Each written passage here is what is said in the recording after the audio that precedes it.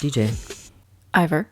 do you know what really overcooks my ramen? What? The caucasity mixed with audacity.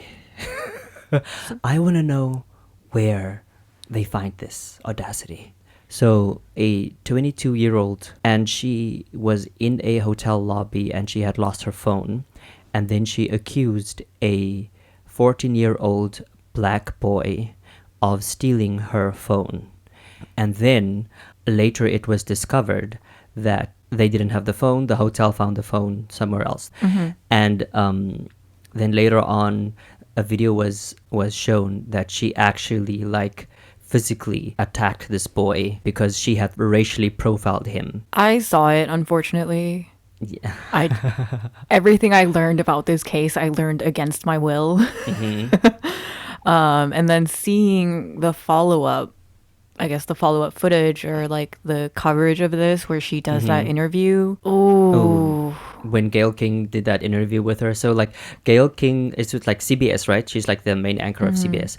And she interviewed her just to see why this happened. And Gayle King not mentioning anything about racism.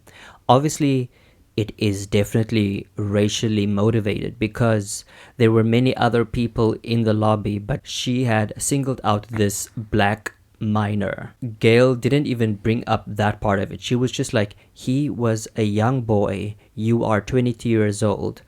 Do you see how what you did was wrong? And then she brings up this thing about Gayle, come on, she doesn't know what to say. She goes, I am a 22-year-old.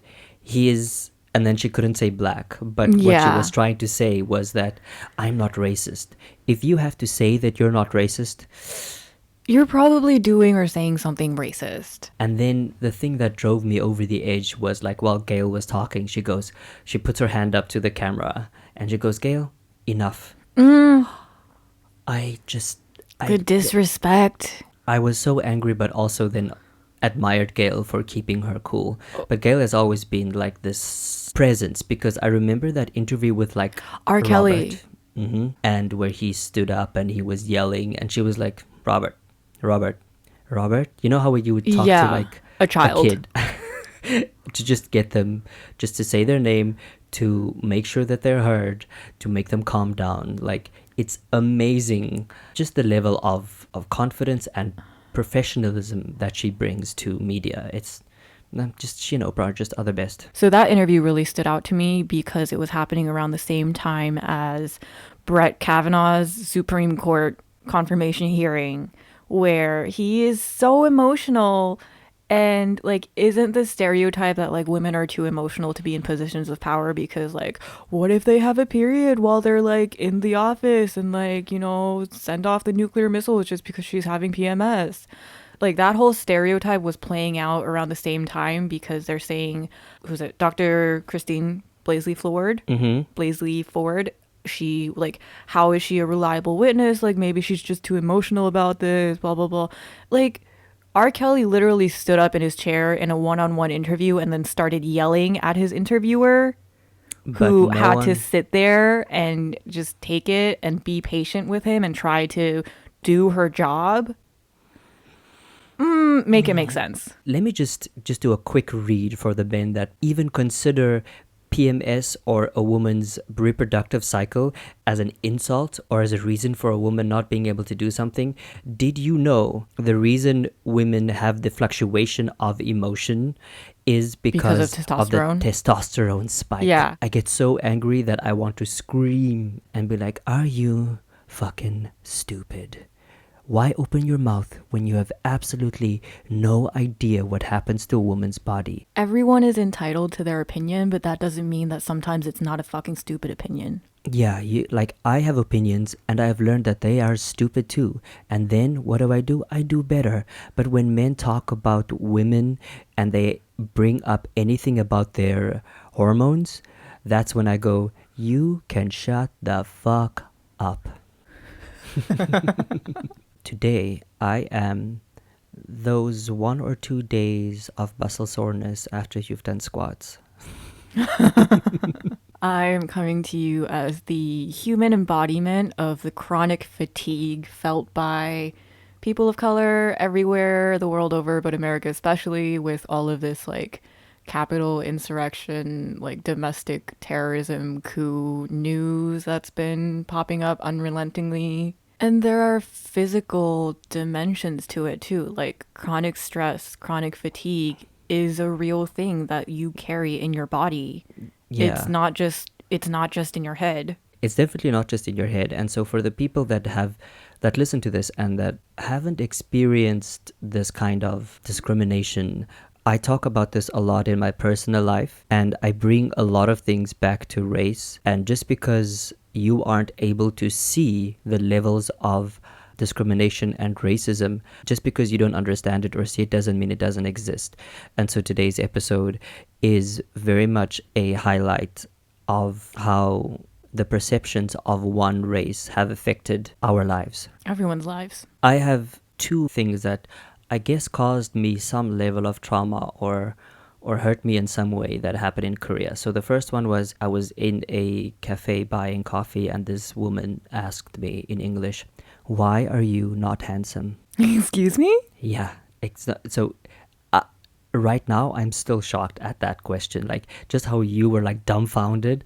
She literally asked me this. Why are you not handsome? Yeah, so I didn't know how to respond because I had never received that question in my life ever. And this was a Korean woman who I would say her English level wasn't that great, but she could phrase that question, "Why are you not handsome?" So, But if that was bad phrasing, what did she want to know? what was I supposed to tell her? That I left my handsomeness in my other pants that day? Like, I have no idea, but that is so stuck in my head when it comes to like westernized beauty standards, because I had worked with another South African guy and he was white. I'm mixed and he was just completely white, blonde hair, tall, blue eyes, very, very Eurocentric. So the experience of working at that academy, they later discovered that I am not white. But for a person that doesn't know any better, like my skin color, it's very much I come across as white. But for black people, they can see, oh no, honey child, you have some mix in you. And let me tell you something, I cling onto that mix for dear life. But they treated him much different. Like I was the better and more senior person there. I was the better teacher because you could see the way that my students responded or the students responded to me compared to him. So they would literally, like when he leaves, they'll say, blah blah sem, 너무 싫어. They would just like talk amongst themselves. Oh, So like they didn't like him. they really didn't like him. If he needed to go to the doctor, he could go and I would have to cover his classes. Or he could go earlier, like could go home earlier. Or when we'd have like winter intensives, I would have to come to school and work at like 10:30 a.m. until 10:30 in the evening, and he would just come at normal time.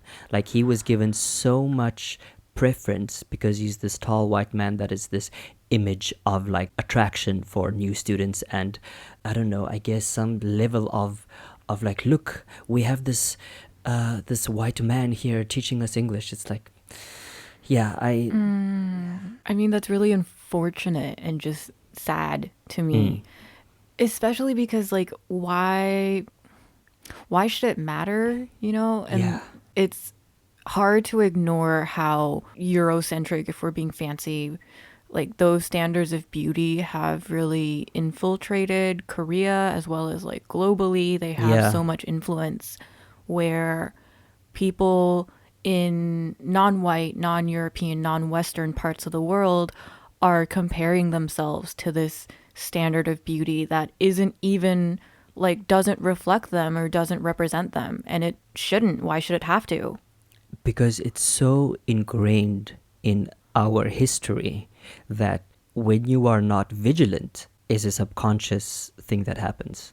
Yeah, it sneaks into like Every your part. awareness, into your perceptions about others, about yourself, where like, oh, why is my face so flat? Or like, why is my nose so flat? Or like, why are my eyes so small? Or like, why don't I have a double fold?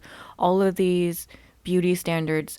I mean, like specifically in Korea. This is why, this very reason is why, and I have some friends that get uncomfortable with me But I bring up whiteness all the time because it does pervade our society, even us living here in Korea. I almost feel compelled to point it out wherever I see it happening, just to make people aware that a lot of what you see is skewed, a lot of what you think is the standard, or things that couldn't even possibly be connected. I can find the connection to Eurocentric beauty standards. I mean, on that note, like, this is a letter that we got in response to our episode about body image, body talk. But someone wrote to us and said, I grew up with family members constantly pointing things out about my face that they thought weren't ideal. The darkness of my skin, my monolids,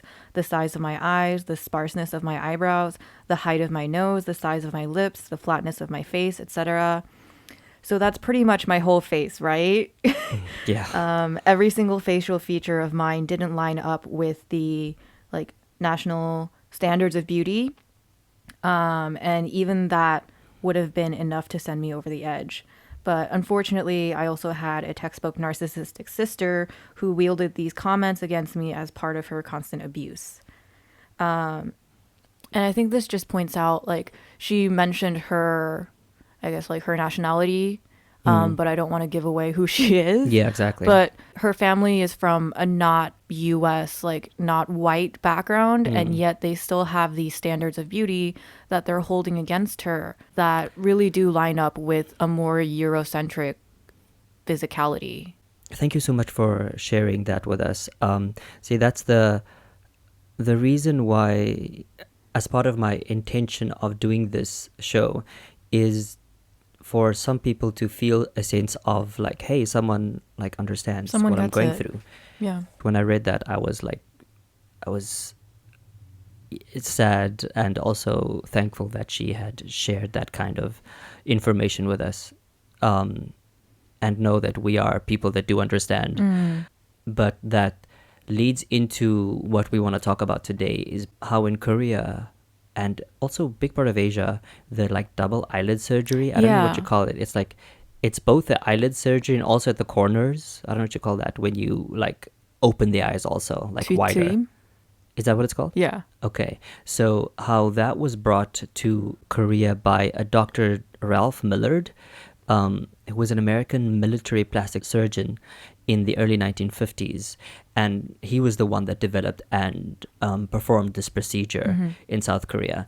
So as far as like I know, that the first Koreans who underwent the surgery are said to have been war brides who married American soldiers, and to make the brides more acceptable and less threatening to In American to the society. American society. Yeah.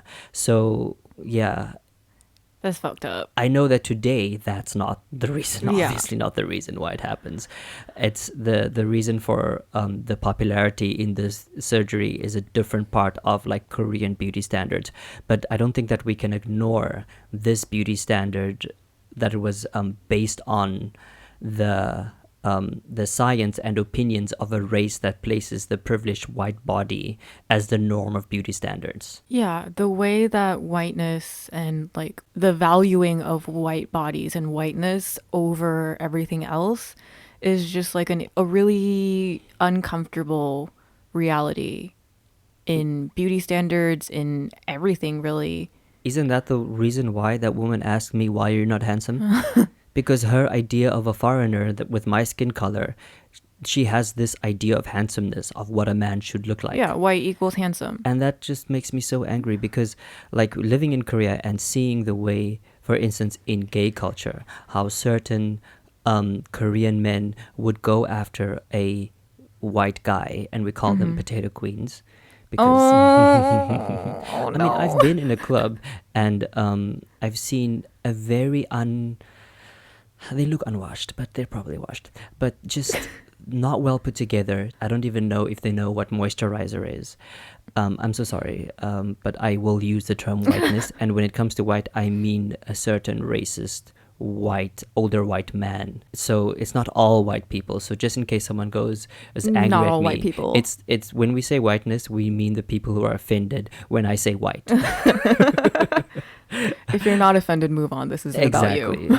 And then there were these two Korean guys with him, like looking fly, looking beautiful, handsome, all BB creamed. The hair was they Oh, were looking so great, and you know that half the reason they are with these men are just because they're white. that really brings up for me like the issue of like, especially because I've seen this around me, like Asian girls, Asian women that will like proudly say, "Oh, I only date white Do you men." know how many like gay Koreans say that on like the Yeah. gay dating apps?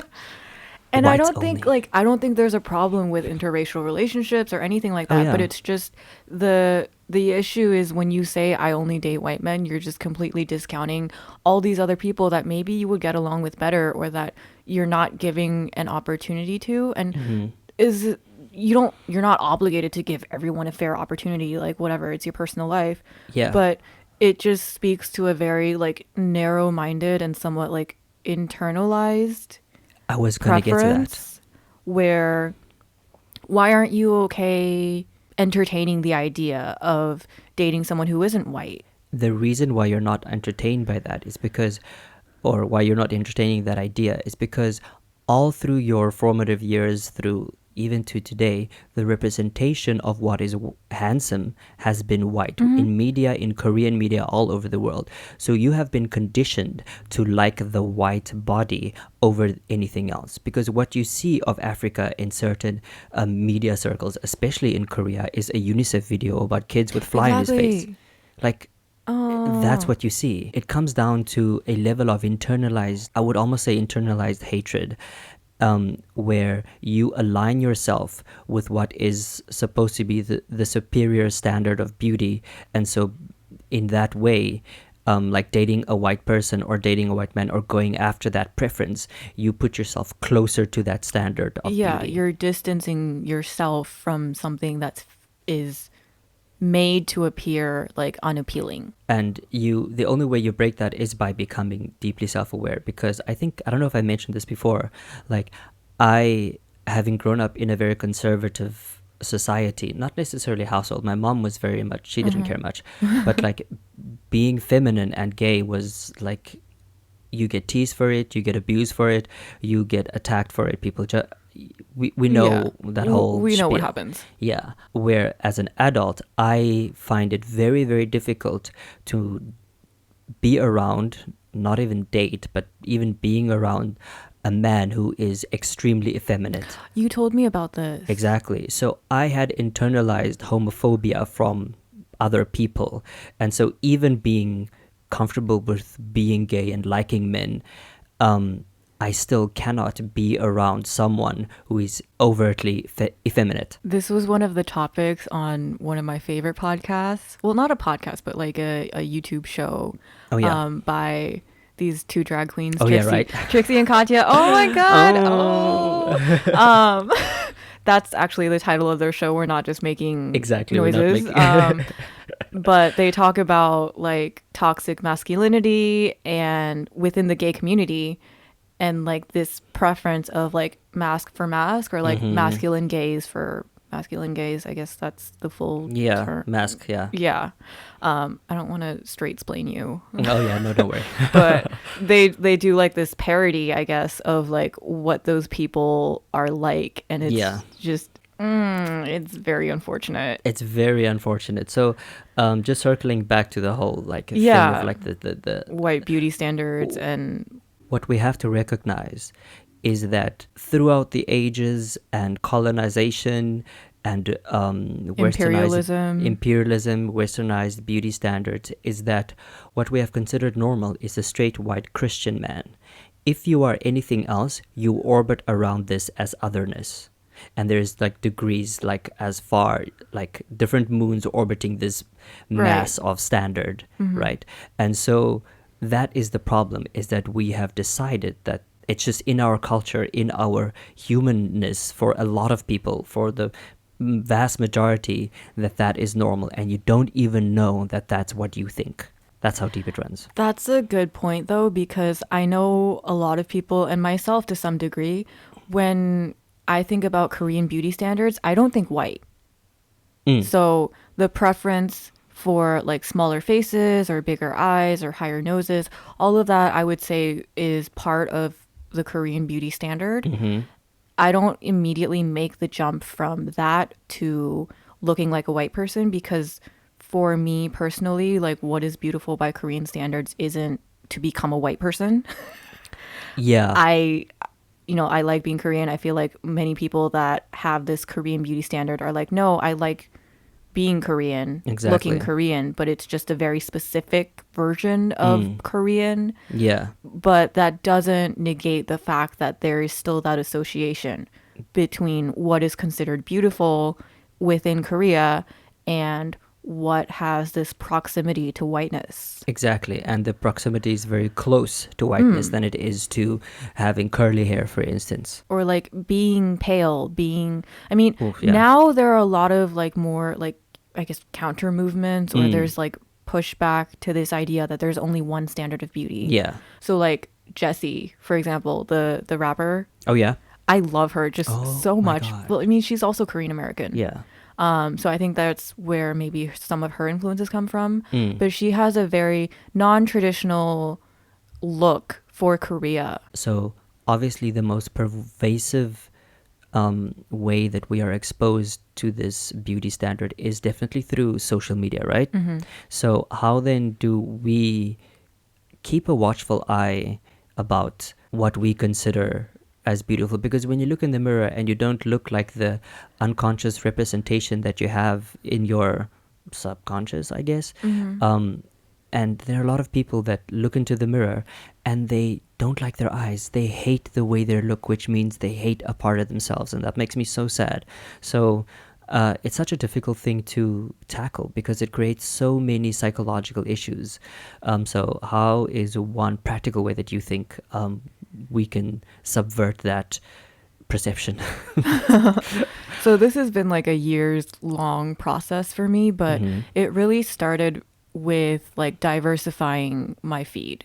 Mm. So that sounds complicated, but it's basically just like deliberately started following like really diverse accounts like body positivity.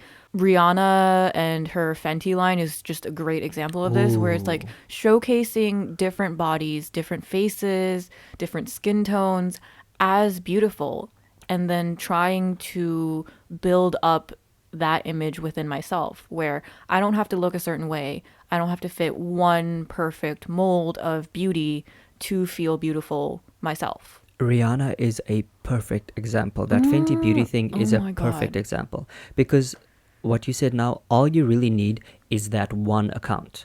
Because after that, you will then be exposed to a much more diversity of accounts or ways to curate your feed. And the way that social media works, you can just branch off from that one account. Yeah, you just need a bit of diversity. I know this is not like a It's a not a, fix it all. yeah, it's not a fix all, and it's not like a life shattering tip or anything, but it's a good way to start. If you don't like something about yourself and you don't know why per se, Then explore then why. explore why. Maybe you just haven't seen other people that have that trait being portrayed in a way that, like, oh my God, look how amazing she is, or oh my Yeah. God, like, look how beautiful he is. Unless you are like psychologically vigilant, these things really they really do affect the way you view yourself. Where you have a level, you can develop a level of body dysmorphia. So Yeah. like me, for instance, like with like working out and how that has been tied to my masculinity, like literally like having more muscles mean that Yeah. you are more masculine. How those two things don't aren't connected, but I have connected them based off of what the standard for what is considered a masculine man, and then you compound that with being a gay man.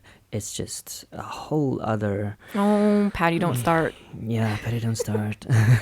All right, so in the spirit of maintaining our mental health and our mental health practices, and a lot of that has to do with social media. Like sometimes people like when you wake up in the morning and your phone is the first thing you grab and you go into social media, that unconscious thing that happens is not very healthy.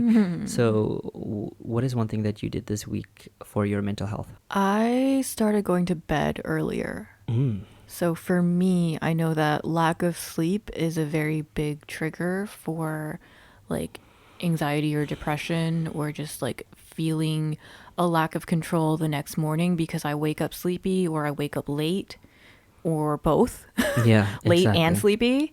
And then I don't feel good for the rest of the day. I feel like I've wasted hours and I'm not going to get as much done. So going to bed early has been my mental health maintenance kind of mental health practice. See, all you need to do is one thing for your mental health, Yeah, and it just really do one does little make thing. a big difference. It was hard. I mean, because I wanted to binge Netflix, but I was like, no, no, no, go to Mm, sleep. that's like teaching yourself to be more disciplined, Yeah. and it kind of connects into what I had discovered. Like actually today, I was listening to Lewis Howes's podcast called The School of Greatness, Mm-hmm. and then like in this latest episode, which is basically write down where my passions lie, which is neuroplasticity, Mm-hmm. and also like the ability to alter your state of consciousness. And so if you're interested, I'll link that Like episode into manifesting.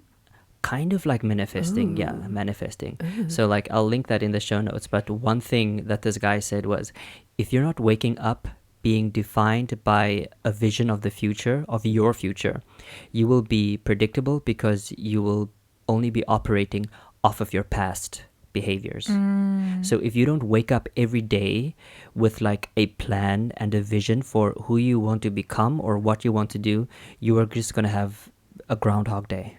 Yeah. I agree to some extent, but I also like disagree in the small details of that Mm-hmm. claim, just because it is impossible to wake up every day with like this long-term vision of like this is who I want to be. Some days like the plan is just like make it through the day. And I don't think there's anything wrong with that. I don't think there's anything wrong with that either. I am just very much a person that lives in extremes. So it's like if I decide I want to do something, then I go for that thing. Yeah. And when if I think it's something that I want and I don't put in the effort into Mhm. it, in my mind, I didn't really want it that bad. Yeah. So maybe another tip would be like what I've done in the mornings is I have for the past 4 mornings, I have woken up and the first thing I would do is I would put on this like 20-minute positive affirmations, like I am affirmations Mhm. thing. And so instead of like scrolling on Twitter or Instagram or whatever, like first thing in the morning Mhm. is I would put that on immediately, and then within the first 2 minutes I am geared for the day, but that thing still plays.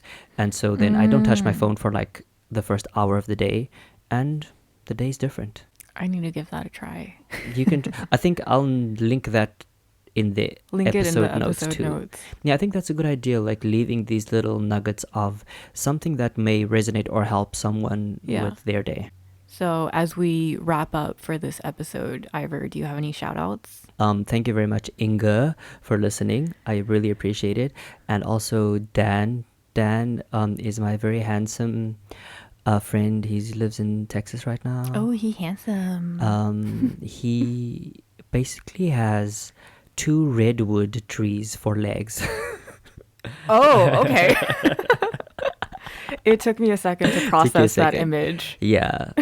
So Dan, thank you for listening, even though you never said that you're listening, but I appreciate it. One very special mention is to my it sounds like it's my personal tattoo artist, but he may actually become the only person I allow to touch my body in that way. Is my tattooist one. He's on Instagram, and also we'll link him below in the show notes. But he designed our logo, and it was beyond what I had expected. So I am deeply thankful. 정말 감사합니다. 너무너무 감사합니다. If there is something that we said that resonates with you and that you think would resonate with someone else, please pass this episode along. If you are struggling with how to start a conversation with someone, maybe a close friend, relative, and you want us to kind of take the heat for you, then pass it along.